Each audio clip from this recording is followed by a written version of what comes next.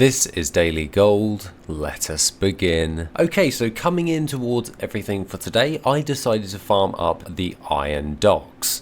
Now this is located within WoD, within the zone of Gorgrond. If we pull up the map right now, you can see it right there and everything else on the screen. Now I managed to actually farm up around about 10 runs in an hour's worth of farming off this, and this essentially means just going into the dungeon, following it all the way over towards that little maze, and then just burning them all down, then resetting the instance.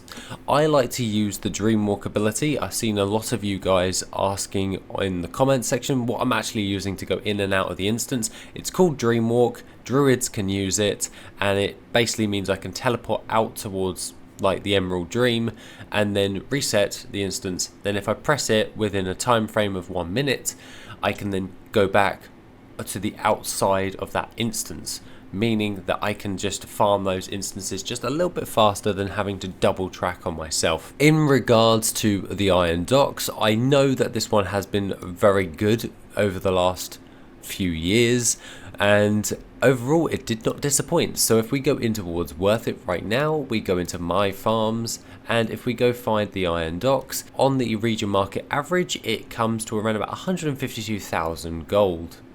Having a look at all this, these items are going for upwards of the thousands. There's a couple that are about 200 and 500 gold respectively, but the majority of them are going for a decent chunk of gold. I did also get a hold of 2 of the trading post parts. They don't generally sell that well anymore, but they still do sell, so to speak, so I'm okay with that. It's one of those things.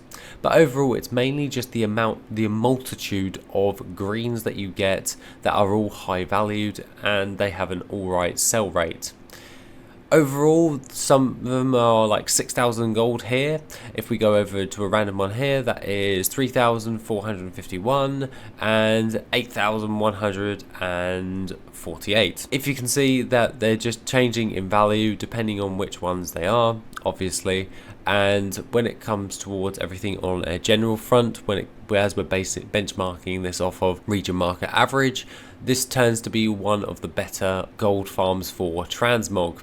If we can actually see right now, some of these are actually really good. So like Black Fathom Deeps, Dead Mines, Hellfire Peninsula, Gundrak, Scarlet Monastery of Old, and then the Iron Docks. So this one comes in 6th place at this moment in time when it comes towards all of the data that we've been farming, and overall it's just adding out quite nicely in the grand scheme of things. Other than that, let's open up our mailbox for today, because we managed to bulk out our auction house very well with this.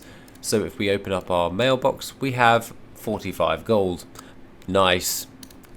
That was not sarcastic in the slightest, as my webcam is still broken. However, let's just jump over towards our Brutosaur and have a look at everything. I'm going to have to relist in a minute. We managed to hit the value mark on our auction house of 1,072,724 gold, with a total items of 269 of those items on the auction house. We're getting closer to 500, but remember, 1,000 is typically the average, what we're going for. So let's gonna carry on and we'll start farming up more stuff to pad out this auction house even further.